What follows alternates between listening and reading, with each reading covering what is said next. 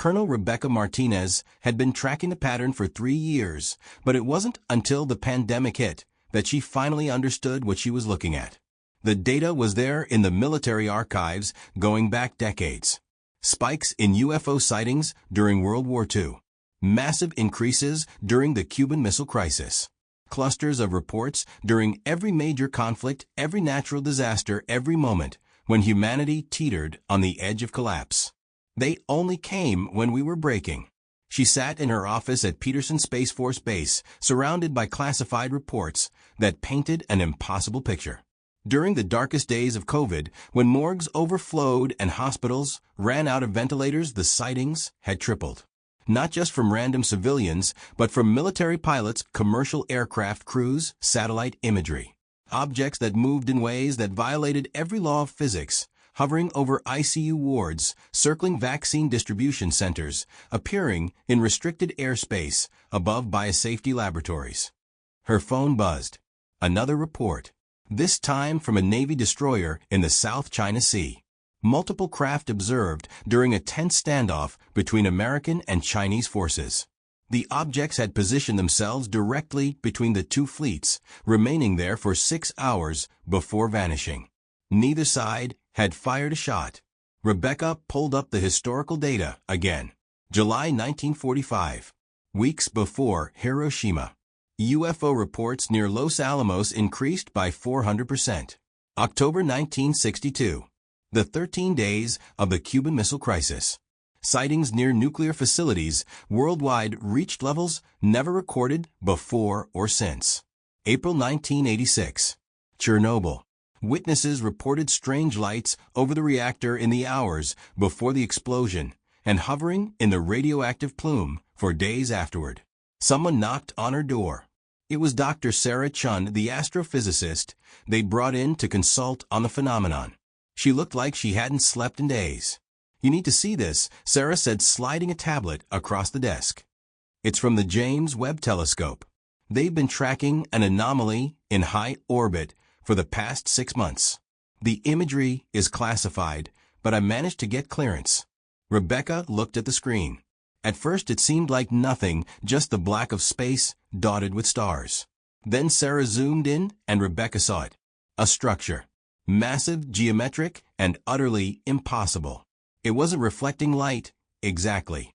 It was doing something else, something that made her eyes hurt to look at directly. "How long has it been there?" Rebecca asked. Sarah pulled up a timeline. The first detection was March 2020, right as the pandemic was declared. But when we ran the data through historical comparisons, we found something. There are gaps in our satellite coverage going back to the 60s. Brief periods where instruments malfunction or data gets corrupted. Always during major crises. We think it's been coming and going for at least 60 years. Maybe longer. Rebecca felt her stomach tighten. Coming and going.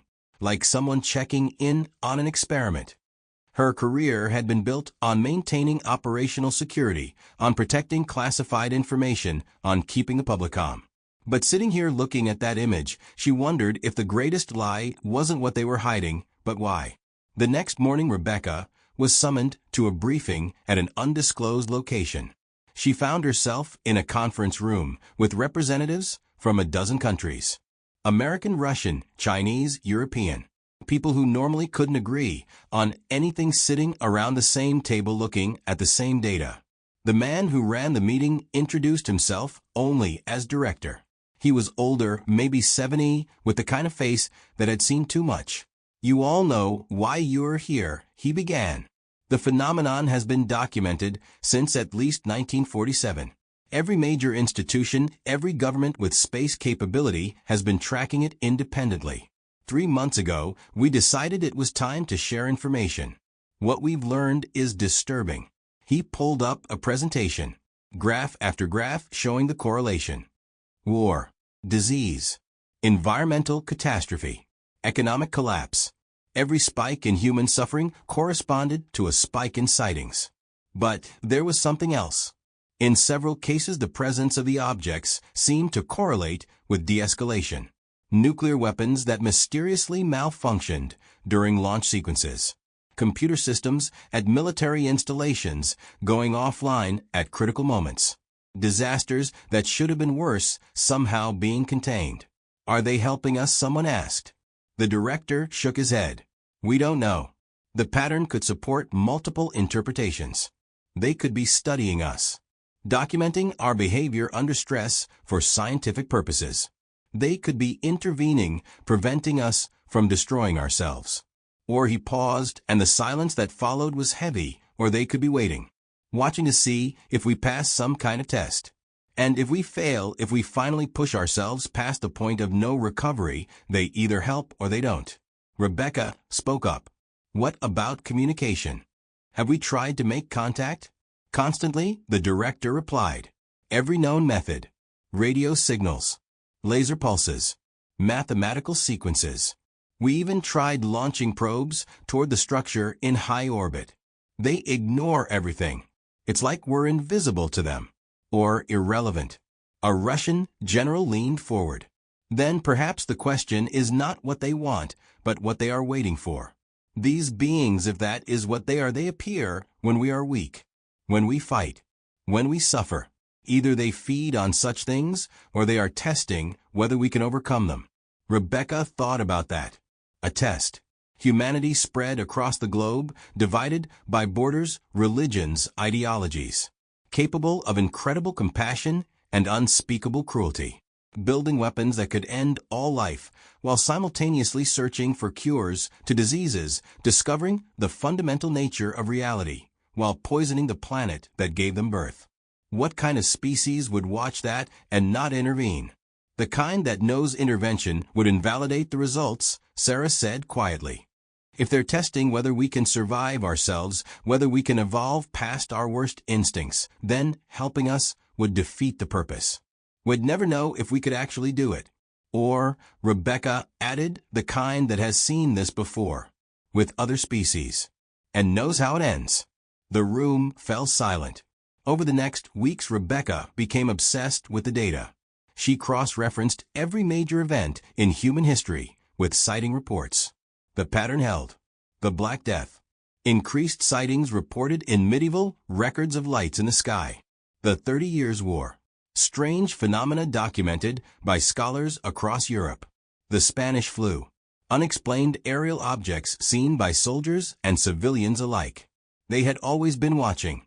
Generation after generation, crisis after crisis.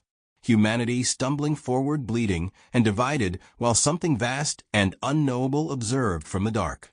But there were other patterns too. Smaller ones. Moments when the sightings seemed to cluster not around disasters, but around breakthroughs. The first heart transplant. The development of the polio vaccine. The fall of the Berlin Wall. The signing of the Paris Climate Agreement.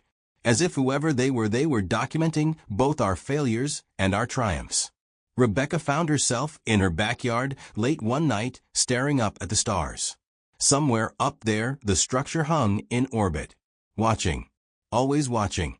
She thought about her daughter asleep inside. About the world they were leaving for the next generation. About whether any of it mattered if humanity was just a specimen under observation. Her phone rang. It was Sarah. Turn on the news, Sarah said. Something is happening.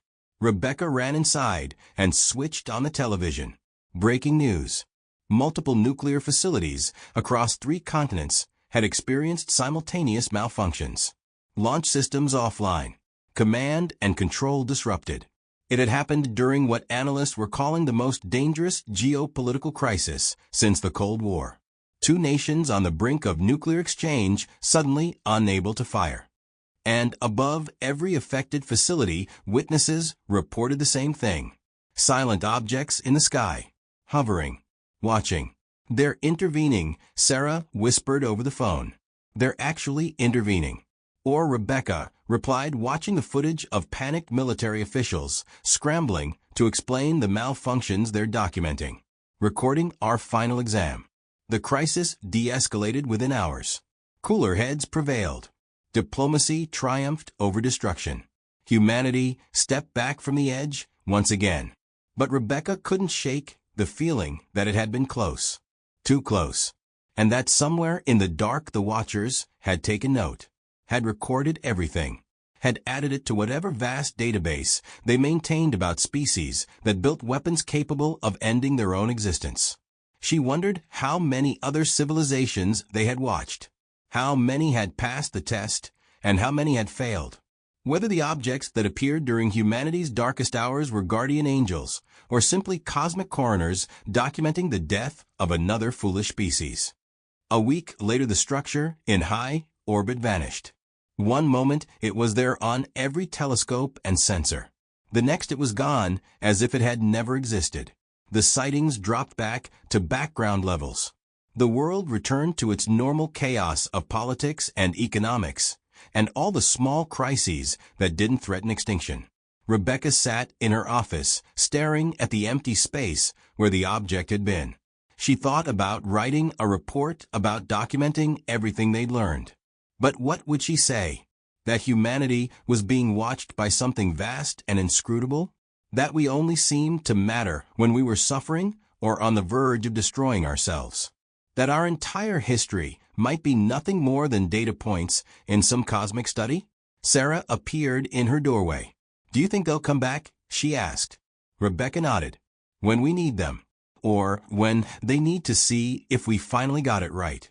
Or she paused, thinking about all those other civilizations that might have faced the same test when we finally get it wrong. "And which do you think it will be?" Sarah asked. Rebecca looked at the blank screen showing the empty orbit. She thought about her daughter, about every child on Earth inheriting a world of possibility and peril, about whether humanity could finally overcome the darkness that seemed to call the Watchers like moths to flame. "I think," Rebecca said slowly, "that they're waiting to find out. Just like we are." She shut down her computer and went home. Above her the stars wheeled in their ancient dance. And somewhere in that vast darkness, something watched and waited and wondered if this time this species might finally pass the test that so many others had failed. Or if they would simply add humanity to the long list of civilizations that had destroyed themselves while the Watchers documented every moment leading to their end. The answer, Rebecca knew, wouldn't come from the Watchers.